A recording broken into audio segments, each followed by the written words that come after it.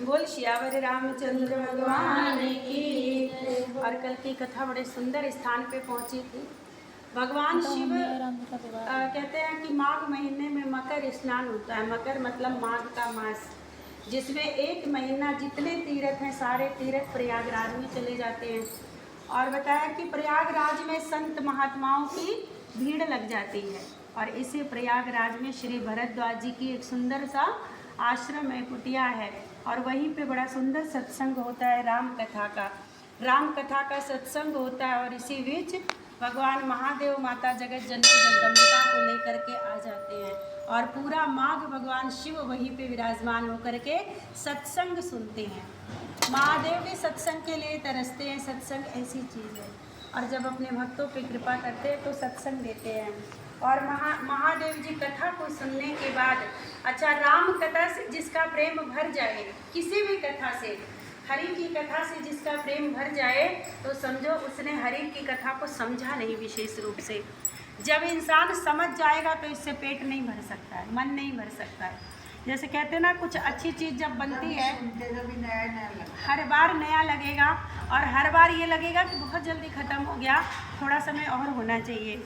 और महादेव जी का मन अभी एक माह प्रयागराज में रहने के बाद, सत्संग सुनने के बाद भी भरा नहीं था, घर जाने की इच्छा नहीं थी।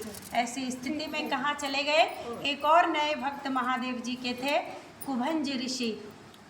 क्योंकि उन्हें पता था कि कुभंज ऋषि के आश्रम में भी सत्संग हो रहा है। और कुभंज ऋषि के आश्रम में गए, वहाँ पे जा कर के देखा, वहाँ पे बड़ी सुंदर राम कथा चल रही थी। भगवान राम का जन्म महोत्सव मनाया जा रहा था। महादेव जी जगत जननी जगदम्बिका के साथ जाकर झूमने लगे, नाचने लगे। और उसके बाद बताते हैं कि आनंदित होकर के पूरी राम कथा सुन के भगवान दोबारा चलते हैं अपने कैलाश धाम की तरफ। और जब वहाँ भगवान जाते हैं, त्रेता युग चल रहा है, ये त्रेता युग का स्नान था। और कहते हैं हर वर्ष प्रयागराज में कलयुग तक भी वही मेला, वही सत्संग चलता है।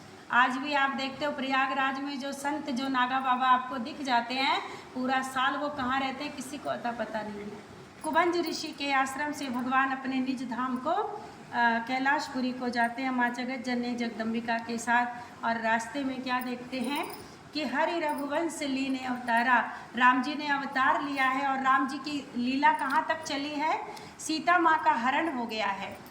और भगवान राम और लक्ष्मण पता पूछ रहे हैं पत्ते से, लताओं से, और हे खंग मृग हे मधुकर श्रेणी, तुम देखी सीता मृग नैनी, पूछ रहे हैं कि तुम लोगों ने अगर कहीं सीता देखा है तो मुझे बता दो।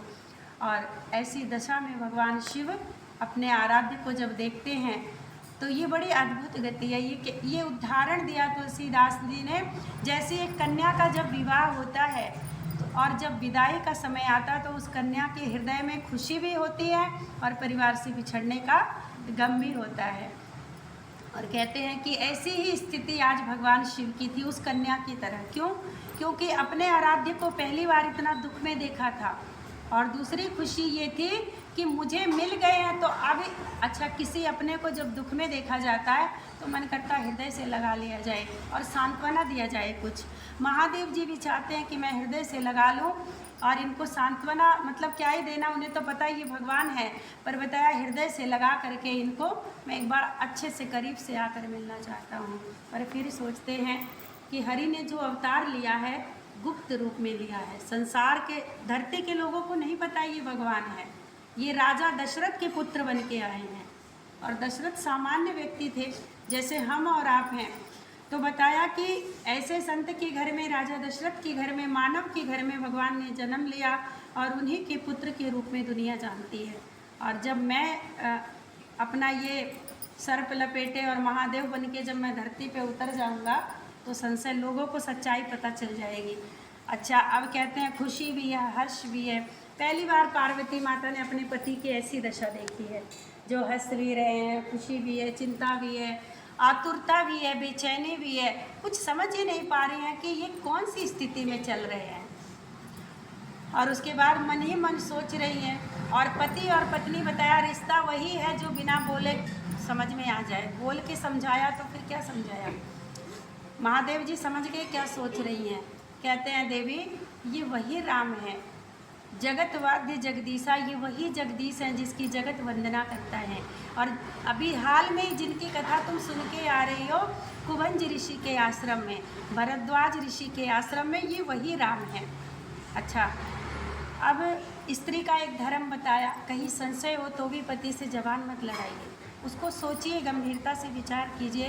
पार्वती जी विचार कर रही हैं कि अगर राम है तो फिर ये हरकत कैसी कर रहे हैं। लताओं से पूछ रहे हैं मेरी पत्नी कहाँ है, वृक्षों से पूछ रहे हैं। अगर हरि है तो हरि तो सर्वस्त्र हैं, हरि तो जैसे हर वैसे हरि, कोई अंतर नहीं दोनों में। जितना ज्ञान हर के पास उतना हरि के पास, तो फिर ये अज्ञानी क्यों बने हुए हैं। और मेरे पति का वचन भी झूठा नहीं हो सकता, मेरे पति कभी झूठ नहीं बोलते हैं। सती ये कह रही हैं कि अगर इनका वचन भी झूठा नहीं है और वो हरि भी नहीं है, तो दोनों बातें एक साथ कैसे मैच कर रही हैं। ऐसा संशय मन में चल रहा है। और जब ऐसा संशय चल रहा है तो भगवान महादेव जी एक बार फिर सती को समझाने की कोशिश करते हैं। और क्या क्या सती सोच रही हैं। विष्णु जो सुरहित नर तनु धारी, सोई सर्वज्ञ जथा त्रिपुर आरी, खोजहि सो किया गैव नारी, ज्ञान धाम श्रीपति असुरारी। माता कहती हैं कि ज्ञान के धाम है हरि, तो फिर वो अज्ञान के भांति अपनी पत्नी को क्यों ढूंढेंगे। उन्हें तो पता होना चाहिए उनकी पत्नी कहाँ है। यद्यपि प्रगट न कहो भवानी, देवी माता ने प्रगट महादेव जी से कुछ नहीं कहा, केवल मन में संशय चल रहा है। हरि अंतर्यामी सब जानी, पर महादेव ने सब जान लिया क्या क्या मन में चल रहा है। और अक्सर ये पावर सब पतियों के पास होता है, जो जो मन में चल रहा है उसी के मुताबिक पति थोड़ा थोड़ा अपना रूप बदल लेते हैं। सुनहि सती तब नारी, भगवान कहते सती सुनो, तुम्हारा स्वभाव स्त्री का स्वभाव है, कोई फर्क नहीं पड़ता तुम जगत जननी हो तो नारी जाति से ही स्त्री। अच्छा, स्त्री स्वभाव क्या बताया महादेव जी ने, स्त्री किसी बात पे भरोसा नहीं कर सकती है, संशय रहेगा ही रहेगा, अपना बुद्धि अपना तर्क जरूर लगाएगी, चाहे वो गुरु से ही वाणी सुनी गई हो। कहते ना आंख बंद करके गुरु वाणी को भी हर कोई मानेगा, स्त्री नहीं मानेगी, स्त्री अपना तर्क लगाएगी, वो ज़्यादा बुद्धिमान है। कहते हैं कि सोई मम इष्ट देव रघुवीरा, ये वही रघुवीर हैं जिनकी कथा तुम अभी अभी सुन के आ रही हो, कम से कम तुरंत तो अविश्वास मत करो।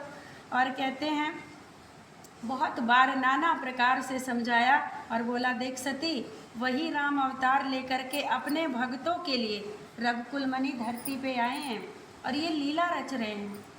सीधा महादेव जी ने समझाया।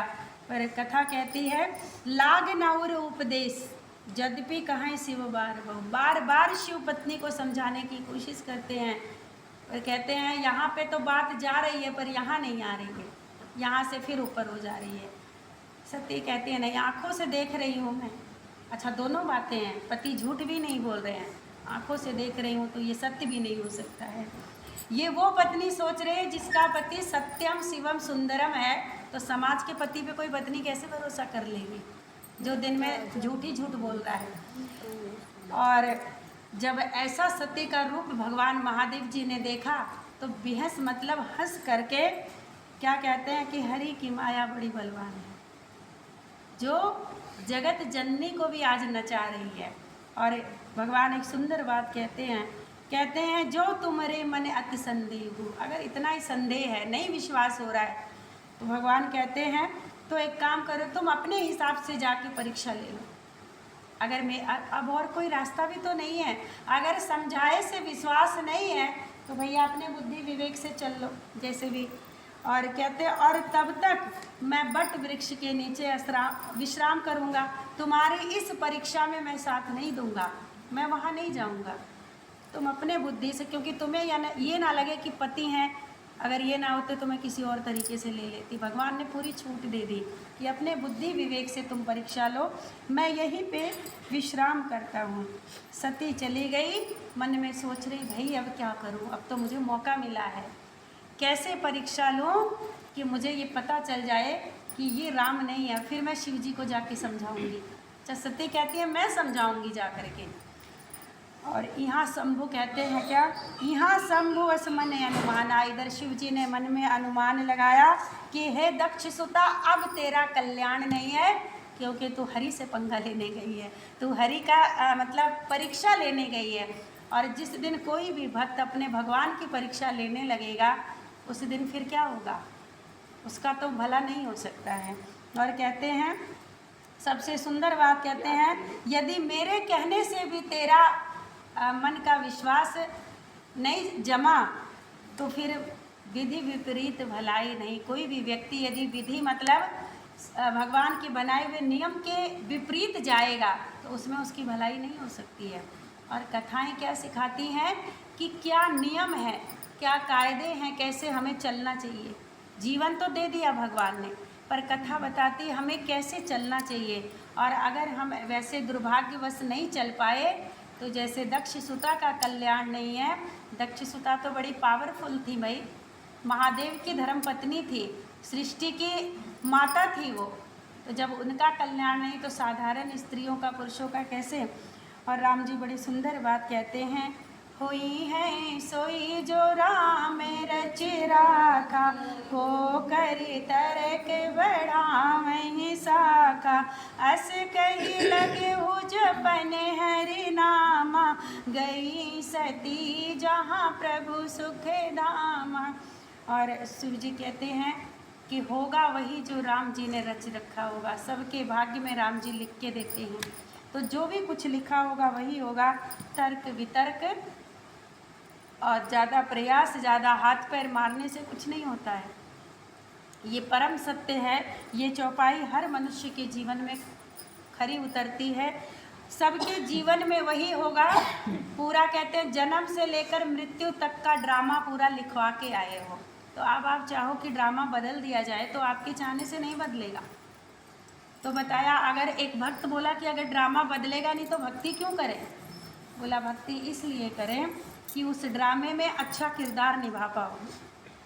अच्छा, कोई भी फिल्म, कोई भी ड्रामा कब सक्सेस होता है, जब उसके नायक बड़े अच्छे ढंग से अपने किरदार को निभाएं।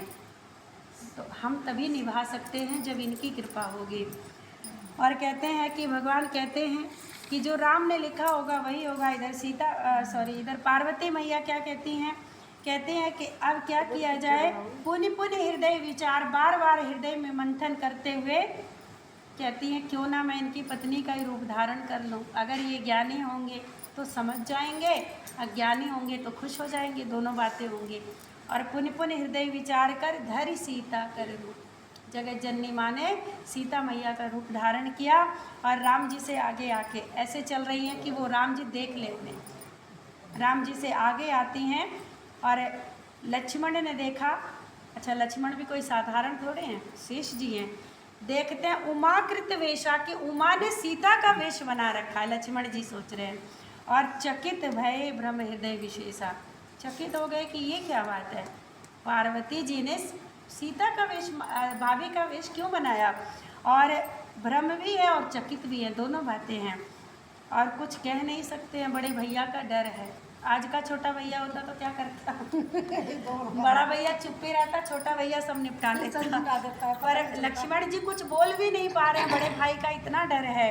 और प्रभु प्रभाव, और फिर केवल डर है मन में। कहते हैं राम जी तो खुद ज्ञानी है, वो अपने आप ही समझ लेंगे, बात कर लेंगे, मुझे कुछ नहीं कहना चाहिए, ऐसा सोच के चुप हो जाते हैं।